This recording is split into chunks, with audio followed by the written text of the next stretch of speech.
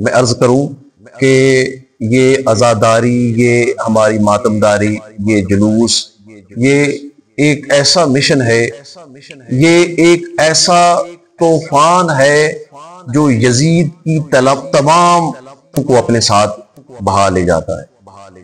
मसलन मैं एक वीडियो क्लिप देख रहा था कि जिसमें एक ड्रामाई अंदाज में दिखाया गया कि एक कोई साहब है, वो गोश्त की दुकान पे गोश्त खरीदने के लिए जाते हैं और वो कसाब को कहते हैं कि मुझे 5 किलो बकरे का गोश्त दे दो। उसका दोस्त साहब होता है, वो कहता है आज खैर है, बड़ा अपने 5 किलो गोश्त तुम घर में लेके जा रहे हो। उसने कहा कि तुम्हें पता नहीं है, कल 10 मुहर्रम है, बड़ा बाबरकत दिन है, हम घर में खाना पकाएंगे, अच्छे कपड़े पहनेंगे, रोजा भी रखेंगे। और फिर उसकी वो कहता है कोई खास इसकी दलील, इसकी क्योंकि हदीस तो है जो है वो ज़ईफ है। उसने कहा कि हजरत मूसा अलैहिस्सलाम को इस दिन निजात मिली, हजरत ईसा अलैहिस्सलाम को आसमान पे उठाया गया, हजरत आदम अलैहिस्सलाम को जन्नत से जमीन पे भेजा गया, तो ये वो हजरत नूह अलैहिस्सलाम की कश्ती किनारे लगी इस दिन।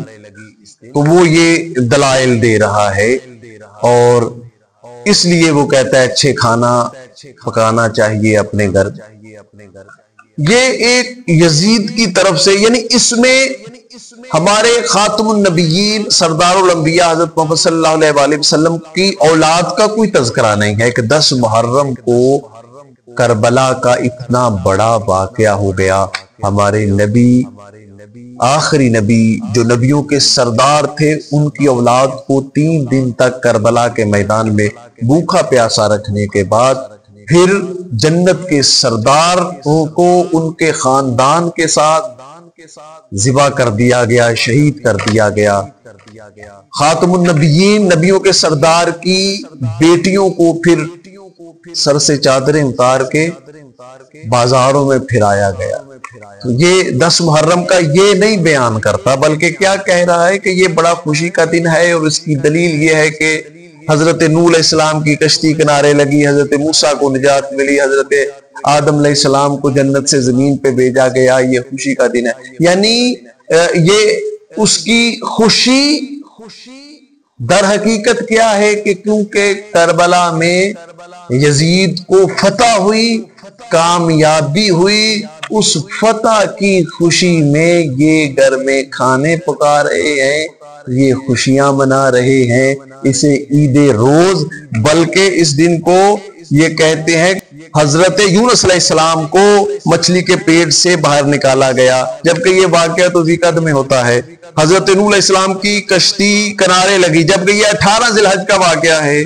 अल्लाह ताला ने हजरत मूसा अलैहिस्सलाम के दरिया को चीरा, ये रबीउल अव्वल का वाकया है।